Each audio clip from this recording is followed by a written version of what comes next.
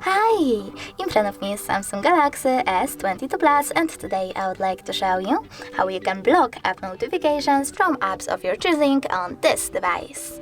Start by opening Settings. Now choose Notifications over here, scroll down a bit and tap on More.